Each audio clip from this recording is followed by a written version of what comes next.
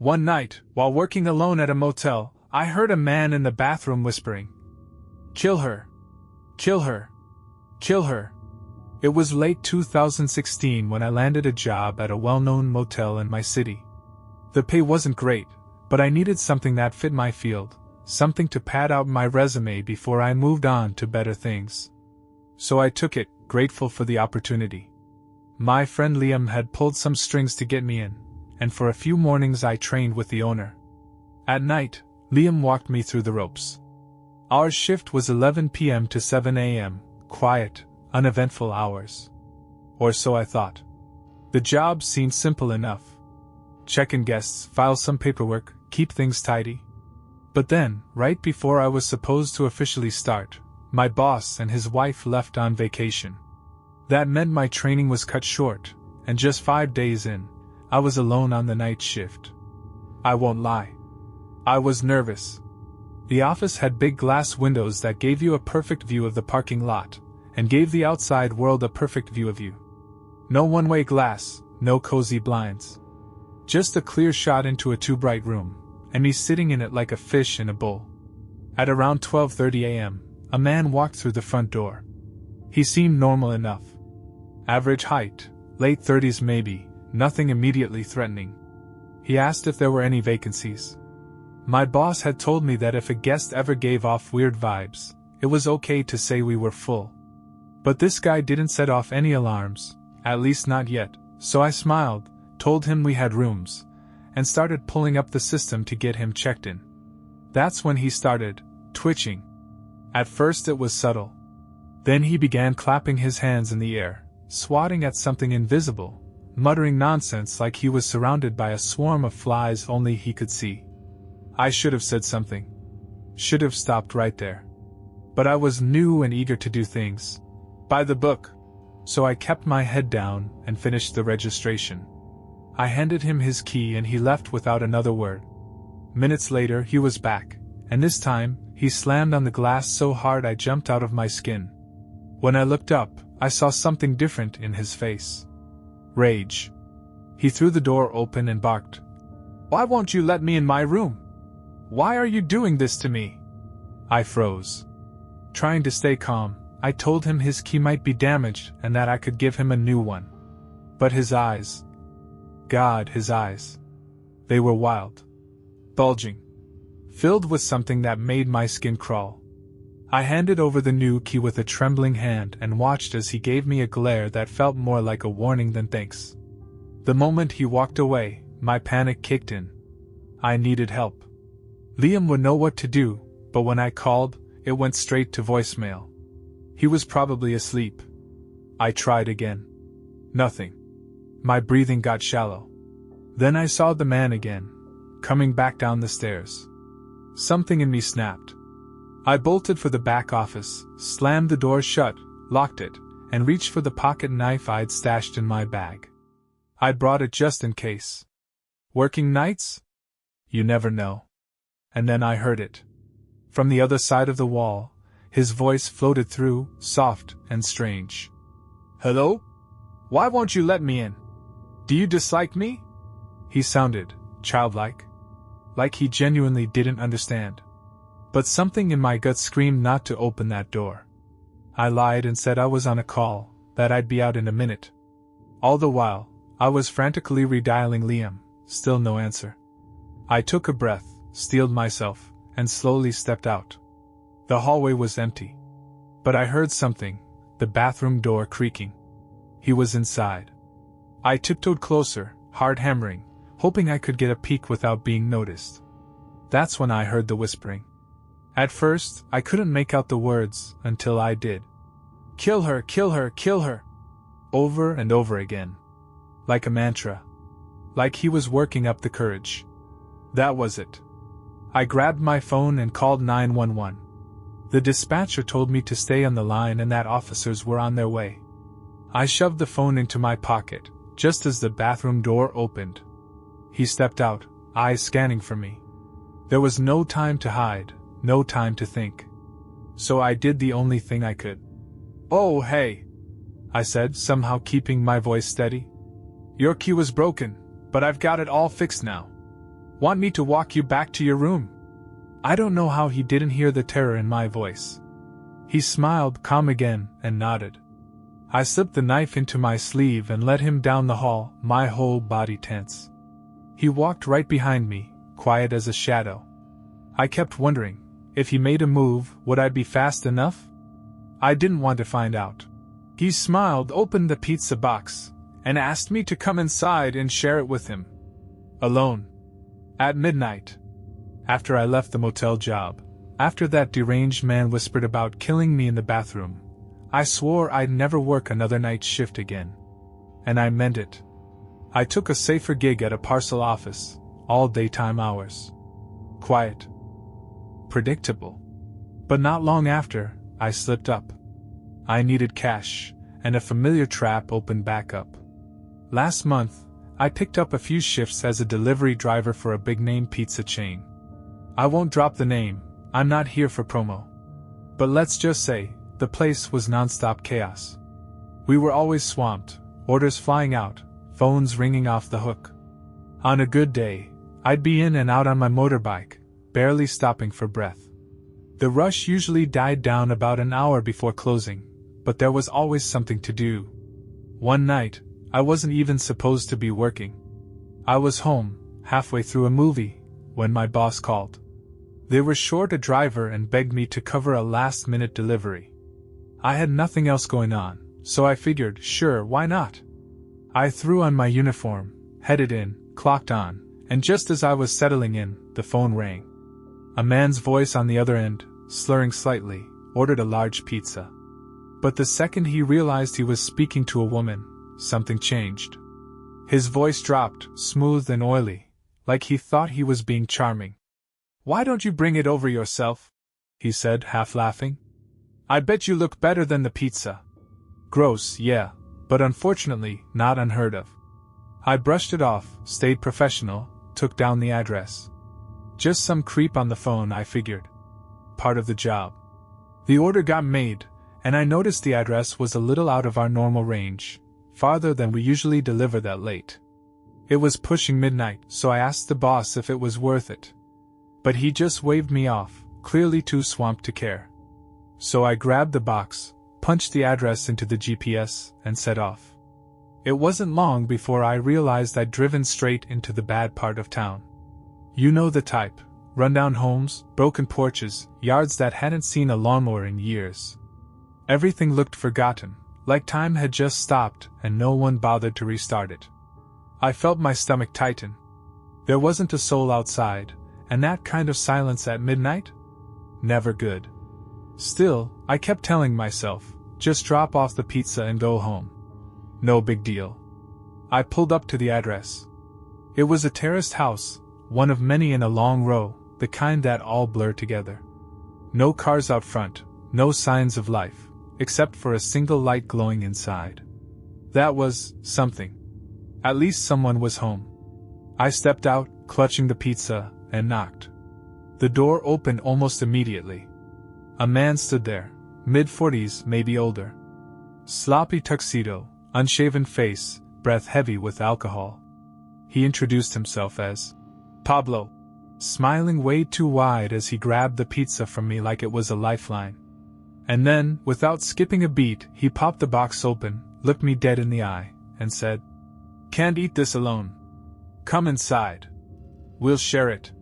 He said it like we were old friends. Like it was just a natural thing to do. I laughed nervously, trying to play it cool. "Thanks, but I'm actually watching my diet," I said. And I was just about to head home. But Pablo wasn't backing down. "Come on," he insisted. "I'll buy you something nice. Whatever you want." His voice changed on that last sentence, went low. Intentional. I could feel the shift. I smiled, said no again, thanked him, and started backing away. But my gut was already screaming. I wasn't done with this delivery, not yet. "You slept with my wife, didn't you?" the man hissed, and that's when the nightmare inside the burger joint began. I froze. I blinked at him, confused. This had to be some kind of joke, right? I had never seen the guy before in my life. He wasn't familiar. I didn't even have a girlfriend, let alone a scandal to speak of. I opened my mouth to say something, but he didn't wait. He launched into a monologue, wild, jumbled words, half coherent, half nonsense. But his voice was trembling, not with grief, but with rage. Something primal. That's when I realized, this guy wasn't playing with a full deck. His brain wasn't all there. Something was very, very wrong. Trying to stay calm, I raised my hands and took a step back. Look, man, I said, keeping my voice level. I don't know you. I think you've got the wrong guy. But I need you to leave, or I'll have to call the police. And that's what set him off. He screamed, an unhinged, guttural roar, and slammed his fist down on the counter so hard, cups and trays jumped. The few customers inside flinched and looked over, sensing the mood shift. Panic started to ripple. My boss poked his head out of the kitchen, brows furrowed, just as our security guard, Mason, big guy, ex-bouncer, stepped out from near the restrooms. Sir, you need to leave right now, Mason said firmly. But the guy didn't flinch. He turned and punched Mason square in the face. The sound was sickening. Flesh against bone. Mason crumpled like a dropped sack of potatoes, knocking over a chair on the way down. That's when all hell broke loose. Customers screamed and ran for the doors. Chairs toppled. Drinks spilled. A couple of people ducked under tables. The man didn't even glance at them. He had tunnel vision now. He vaulted the counter like it wasn't even there and stormed into the kitchen. My coworkers barely had time to react. He charged one of the chefs and tackled him hard, fists flying. The guy tried to defend himself, grabbing the nearest thing he could, a spatula, but it was like trying to fight off a wild animal with a stick. The attacker was crazed, relentless. And I just stood there stunned. That moment will haunt me forever. He pulled a knife, eyes wild, and I knew right then, if I didn't move fast, I was going to die. Everything after he vaulted the counter felt like it was happening underwater, surreal, muted, distorted by panic. The cook tried to defend himself with that spatula, but he missed. The man yanked it from his hands, stepped in close, and pressed it right to his neck. Don't move, the psycho whispered, voice low and sharp. Or I swear, you'll regret it. That's when something primal kicked in. I bolted. I turned and sprinted toward the back exit, heart pounding in my throat. I didn't look back. I didn't have to. I felt him behind me, his footsteps pounding like gunshots on the tile. I shoved the door open and shot into the parking lot, certain I was about to escape. But I was dead wrong. Before I could even reach my car, I heard a loud whistle in the air, a whoosh, and then a solid thud slammed into my chest. The man had caught up. He grabbed my shirt and hurled me against the side of my car like I weighed nothing. The impact knocked the wind out of me. Then his fist crashed into my face. You can't escape this, he screamed, his breath hot and sour. You can't escape what you've done. Another blow. White light burst behind my eyes as I crumpled to the pavement, dazed and barely conscious. Everything blurred. My thoughts became sludge. I couldn't move, could barely breathe. And then he was on me again, raining down punches, screaming like a man possessed. That's when pure survival took over. I caught movement, someone running. It was the cook. He'd followed us out and now, with a shout, he shoved the man off me. Just enough to break the assault. I gasped for air.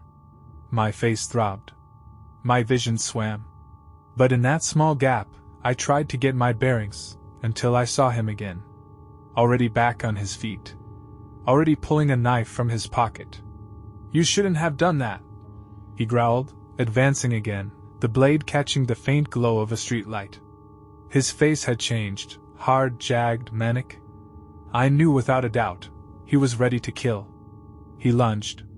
I dodged, barely, and scrambled up, running toward the street with no plan except get out. My legs moved on their own, fueled by sheer fear. Behind me, I heard the sound of shoes slapping pavement, and then tires. Screeching. Brakes. Slam. A flash of headlights. A blur of motion. And the man was gone, launched through the air like a rag doll, crashing down a good 10 meters away. Everything froze. The impact echoed through the night like a gunshot. The silence afterward was eerie, suffocating, filled with disbelief. I stood there, paralyzed, my chest heaving. People began pulling over. Headlights cut through the dark. Phones came out. Voices rose. And then, sirens.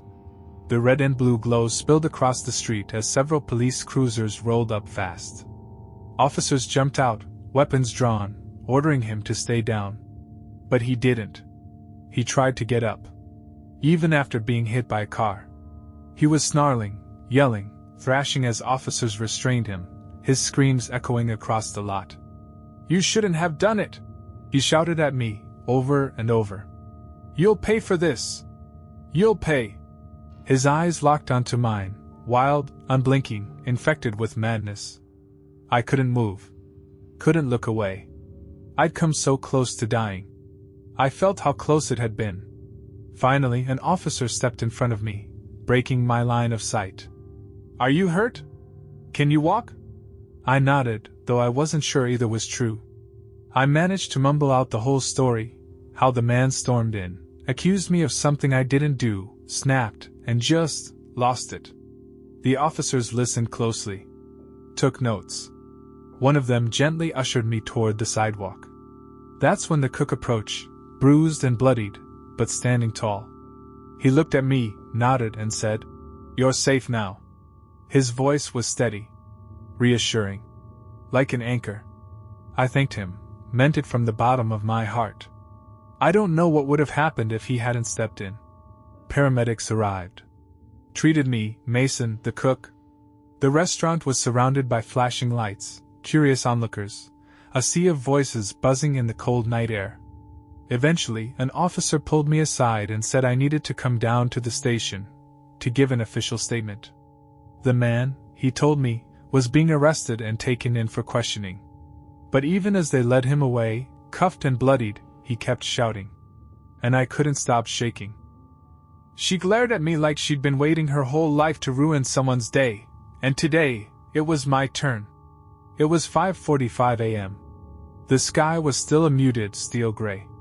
Most of the world was buried under blankets, but I was standing in my bathroom, staring at a reflection I didn't recognize anymore. Same blue Walmart vest. Same forced smile.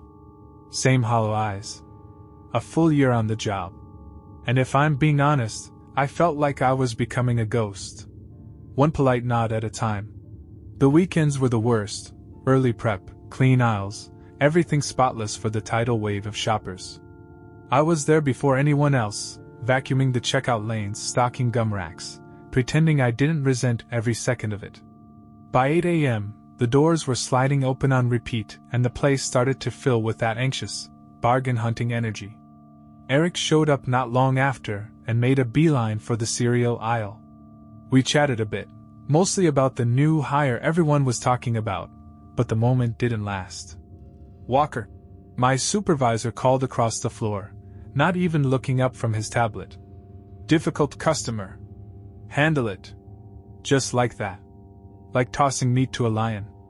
Eric raised an eyebrow and offered a half-hearted shrug of sympathy, but I was already on my way, walking toward whatever fire I was meant to put out. I found her in aisle 7. Middle-aged. Thick build. Dressed like she just stormed out of a tax office. Tight bun, oversized sunglasses, way too much perfume. Her hands were planted on her hips and her mouth was already twitching with frustration. "Can I help you with something today?" I asked, slipping into my customer service voice, the one I kept in my back pocket like a scalpel. She turned, eyes scanning me from head to toe like she was measuring my worth, and not impressed. "Where's the green tea?" she barked, the question sharp enough to draw blood. I kept my smile in place. "Are you looking for the bottled kind, or tea bags?" "I can. I want to speak to whoever's in charge," she snapped, cutting me off like I wasn't even speaking. I blinked. "The store manager isn't here at the moment, but I'd be happy to help you myself." That made her bristle. Her face twisted, and she stepped closer, voice rising. I don't want your help. I want someone competent. I could feel my heartbeat starting to climb. My jaw clenched. But I breathed. Just like therapy taught me. In through the nose.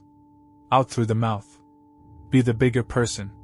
There's really no need to get upset, I said calmly.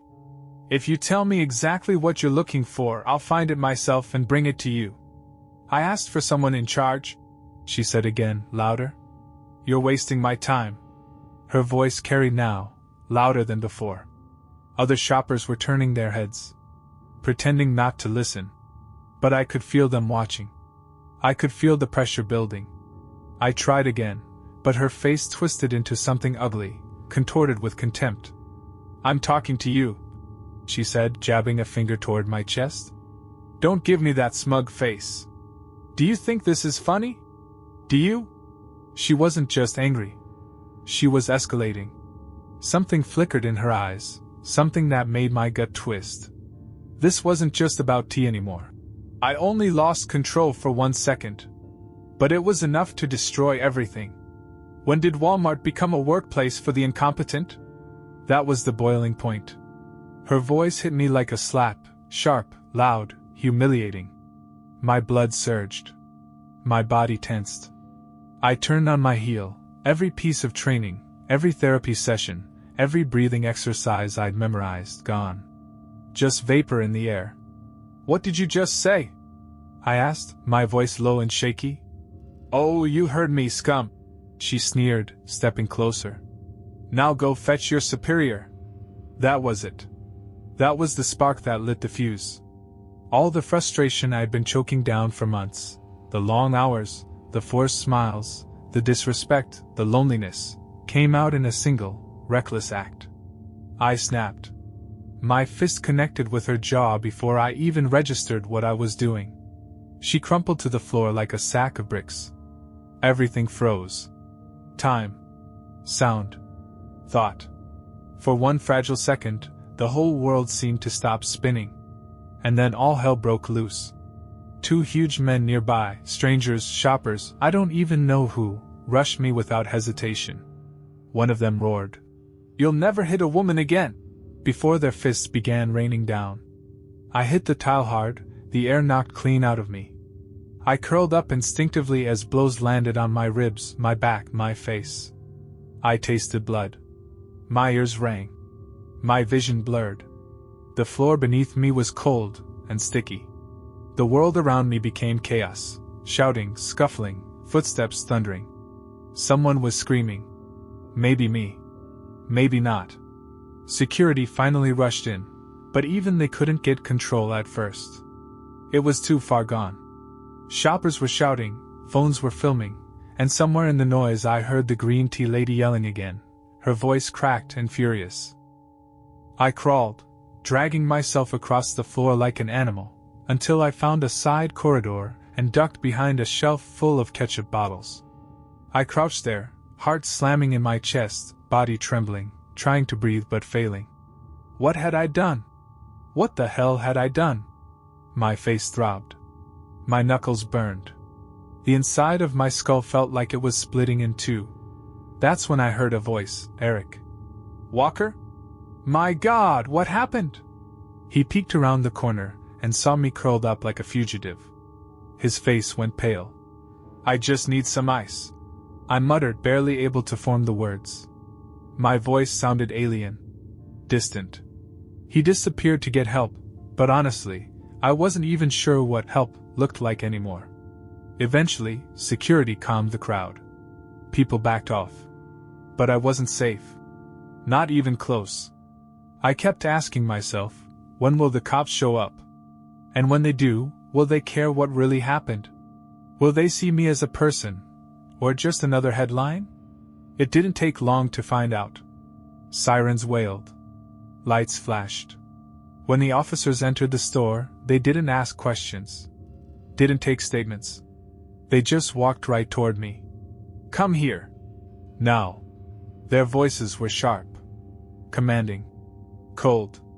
I stood slowly, my knees shaking. As they cuffed me, I tried to explain. I was defending myself, I said. She came at me. She provoked me. I just save it for the station. It felt like a dream. No, not a dream. A nightmare. A lucid, slow-motion horror reel where I was the villain. I felt hands tighten the cuffs, felt the press of cold steel against my wrists, and the horror settled in my chest like an anchor. They treated me like I was a gang leader. Like I'd come there with intent.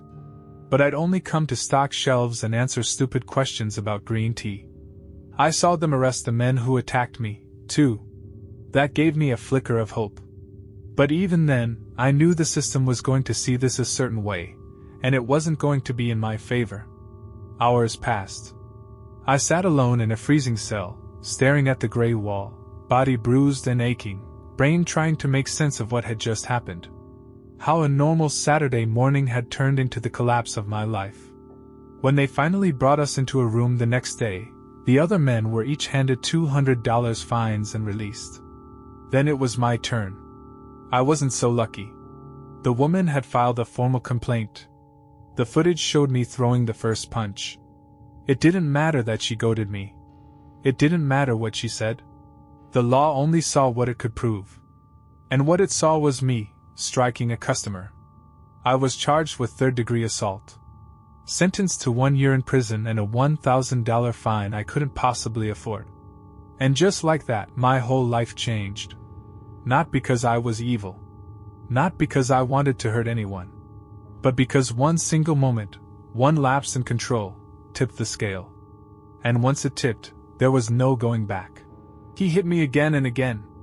I was sure this was how I died, until he started crying and collapsed into my arms. That year in prison changed me. Anger had been my companion, my weapon and my weakness. But behind those gray bars, I learned to sit with it, stare it down, and understand it. Every minute dragged like a weight tied to my ankles, but eventually, time did what it always does. It passed. When I walked out, I wasn't the same man. I took anger management classes, not because the court made me, but because I needed to. I realized something along the way. Some places, some people, some situations, they poke at the worst in you. And if you don't step away, they'll eventually drag you under. You don't win. You don't come out stronger. You just break. That's what I told myself as I built my life back. In 2017, I landed a job at a 24-hour gourmet restaurant. It was upscale but low-key, nice enough for tips, slow enough to stay sane. My shifts were 11 p.m. to 5 a.m., and most of the traffic came between 8 and 10. After that, just the faint hum of refrigerators and the occasional late-night couple whispering over dessert. The best part? I lived close, only a 15-minute walk, though I usually took the subway. But that night, something pulled me toward the long way home. There'd been a concert nearby, so the place had stayed busier than usual. My feet were killing me by the time I handed the shift off to the morning girl. Still, the air was warm and soft, classic summer night, and I felt this weird urge to walk. Maybe nostalgia. Maybe fate. There's a bridge on the way home, one I used to visit all the time back in high school. A small park nearby, quiet river below. At night, it looks like something out of a dream, trees swaying, moonlight shimmering off the water, the whole world asleep but you. So I headed that way, drawn by memories and a need to breathe. I was halfway across the bridge, leaning on the railing, just existing for a minute, when I noticed him. A tall man in a long coat, walking toward me. At first, I didn't think much of it. Until he changed direction. He veered straight at me. Fast. I had nowhere to go, just the railing at my back and water beyond. I froze. Just stood there, thinking maybe he'd ask for money or directions or just keep walking. But he didn't. He slapped me. Hard. Then again. Then again. I stumbled backward, confused, my ears ringing. I barely had time to raise my hands before the next slap hit. It wasn't just violence, it was deliberate. Like he was trying to erase me one hit at a time. I tried to scream, but he grabbed my arm and shoved me against the railing. His coat rustled as he reached inside. "You better stay still," he hissed. I've got a knife. I'll use it if you piss me off. I froze. My whole body locked. Tears welled in my eyes as I begged him not to hurt me, but he slapped me again, backhand this time, and growled. Shut up. I looked around frantically. Nothing. No one. The park was deserted. The street dead quiet. This guy. I didn't know what he wanted. And that was the scariest part. Did he plan to drag me into those woods and leave me there? Was he going to stab me and toss me into the river? All I knew was that I couldn't move, couldn't think, couldn't breathe. He stared at me for what felt like forever. Breathing heavy. Shaking. Like he was struggling with something inside himself. Then, out of nowhere, his expression crumpled. He dropped to his knees and hugged me. I swear to God, I didn't know what was worse, his fists or his tears. He wrapped his arms around my waist and started sobbing, mumbling things I couldn't understand. His grip was tight. Desperate. And I stood there, paralyzed. Trembling with terror. Not daring to push him away. Not knowing if the knife was still in his coat. Not sure if this breakdown was the calm before the storm, or the end of it. He grinned and said, "Choose a card, Harper." But I never told him my name. Some people walk into your life quietly. Others burst in like a fire, unforgettable. But then there's a third kind, the ones who slip in, like smoke under a door, until it's too late to do anything about them. That's what this guy was. He came in on a busy Saturday, right before the dinner rush turned into a full-on avalanche. I was already behind, taking orders, running food, trying to keep the peace between a screaming toddler and a businessman arguing over his soup temperature. Classic cafe chaos. I almost didn't notice him at first. He sat way in the back, in one of those corner booths people usually avoid unless they're trying to stay invisible. Black hoodie pulled up. Face mostly shadowed. I assumed he was waiting for someone. But after 15 minutes, he still hadn't ordered, just stared at the menu like he couldn't read it, or like he didn't really care. So, doing my job, I approached. "Hi, I'm Harper, and I'll be your waitress today." That's when I got a good look at him. His face, what little I could see, was wrong. Scarred. Burnt. The skin along his cheek looked like melted wax, and the rest of his face was half concealed beneath the hood. His eyes barely blinked. The air around his table felt colder than the rest of the room. On the table were cards. Not playing cards, but thick, black-edged things, like tarot cards, or worse. Each one was covered in disturbing, jagged artwork. Creatures. Symbols. Fire. Claws. One looked like a screaming, skinless face. And the man? He smiled. "Hello, Harper," he said. I paused. I hadn't told him my name yet. Not loud enough for him to hear, anyway. Not in that crowd. Not with the noise. Still. I laughed it off. Shrugged. Took his order. "Okay. 1 burger with fries." "Got it." A few minutes later, I returned with his plate in hand. "Can you make some room?" I asked, gesturing to the spread of creepy cards. He didn't move them. Instead, he looked at me with that same twisted grin and whispered, "Choose a card, Harper." The way he said it chilled me to the bone. Like it wasn't a game. Like there wasn't a right answer. And like he already knew which one I'd pick. If I marked the child, I might survive. But if I didn't, I knew he would take me. And he was closer now, so much closer. His name isn't in any police file, no missing persons report, no news clipping. On the surface, he doesn't even exist. But for those who've seen him, truly seen him, there's no forgetting. The man with the burnt face. The red eyes. The trident mark. And now, he was mine. I still remember the feel of his hand on mine, scarred, leathery, inhuman.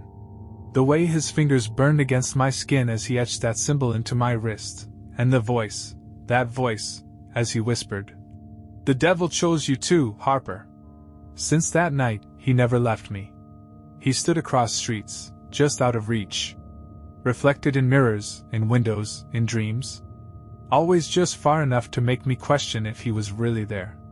But every time I saw him, he was closer. I knew what that meant. I tried everything: sage, prayers, cleansing rituals, even therapy. But nothing stopped him. Until I stumbled onto a page buried deep in the dark web. A thread written by someone else who'd been marked. Their story mirrored mine: burnt man, red eyes, constant sightings, and one chilling solution: transfer the mark. Draw it onto someone else.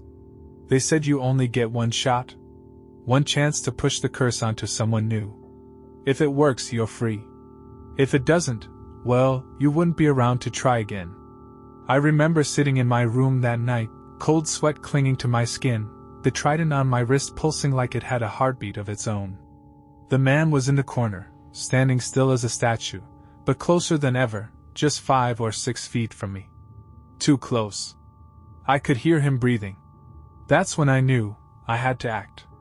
The next day, I went to work like nothing was wrong. The cafe was bright and noisy, filled with the scent of cinnamon rolls and morning chatter. But I couldn't focus. Every time I turned my head, I caught a glimpse of him. Sometimes standing outside the window. Sometimes in the reflection of the coffee machine. Sometimes, not even looking at me, just waiting. And then I saw the boy. Maybe 6 or 7 years old. Sitting by the window with his mother, giggling as he poked a fork into a pancake shaped like a bear. His wrist, small and delicate, peeked out from under his sleeve. The opportunity was there. He wouldn't understand. He wouldn't know. All I had to do was press a pen against his skin, draw the mark, and walk away. I could be free. But when I stepped toward their table, I hesitated. His laugh. His tiny smile. The way he leaned against his mom like the world couldn't hurt him. Could I really do this? Could I damn a child to save myself? The man was at the edge of the cafe now, standing just outside the glass, red eyes locked on mine. He didn't move, didn't blink. He didn't need to. I could feel what he was thinking. Decide. Each second felt like a lifetime. My fingers twitched, hovering just inches from the marker in my apron. My mind raced. Was there another way? Another target? Some cruel adult who deserved it more? But time was slipping. And he was coming. Every time I blinked, he got closer to the door. The mark didn't disappear. But I finally understood. I wasn't cursed to be afraid. I was chosen to fight. I stood in the middle of the cafe, still trembling from the choice I almost made. The innocent child, the outstretched wrist, the fear gnawing at my throat like a wild animal. But something in me broke free in that moment. Not a breakdown, but a breakthrough. I wasn't going to transfer the curse. Not like that. I wasn't going to trade someone else's soul to save my own. I was going to confront him, the source, the shadow, the thing that had stalked me from street corners to dreams. So I waited. On my next shift, I didn't just prepare orders, I prepared myself. My hands shook every time the bell above the door rang, my stomach twisted at every new customer who walked in. But when he came in, I knew instantly. The air shifted. He didn't have to speak. His presence arrived first, thick, heavy, impossible to ignore. His coat still hung like ash. His face, scarred and twisted, was no longer frightening, it was familiar. And in some small, strange way, it felt tired. I walked right up to him. "Why have you chosen me?" I asked, my voice steadier than I expected. He didn't hesitate. Just smiled that cruel, slow smile. "Because you have a strong spirit," he said. "And every choice we make defines us." I felt the room melt away. The chatter. The clinking dishes. The people. It was just me and him now. A cursed girl and something far older, something ancient, wrapped in the skin of a man. "I don't want this to continue," I said. "I'm done running. I want to end this." He tilted his head, almost amused. "You can try. But there's no guarantee of success." I could feel the mark on my wrist begin to burn again, subtle but alive. But something had changed. The fear hadn't vanished. I just stopped obeying it. Then tell me how to break the cycle. His face shifted then, subtle, like a mask slipping. For the first time, he didn't smile. He didn't threaten. You must face what you truly fear, he said. Return to me on your own terms. Choose, Harper. Not out of desperation, but will. Then the impossible happened. The cards on the table began to rise, like feathers in a breeze. They turned in the air, spinning, and as they landed, slowly, gently, I noticed something different. No more demons. No twisted faces. No tridents. Wings. Light. A figure standing tall, eyes wide open. Hope. I stared at him. So, I won't see you again? He stepped back into the crowd, his voice softer than ever. Harper, he said, fading. We will always be linked. But the game? That's yours to play now. And just like that, he was gone. No dramatic vanish, no swirl of smoke. Just gone. His laughter echoed faintly, but it no longer chilled me. It reminded me. I left work that night different. The mark was still on my wrist.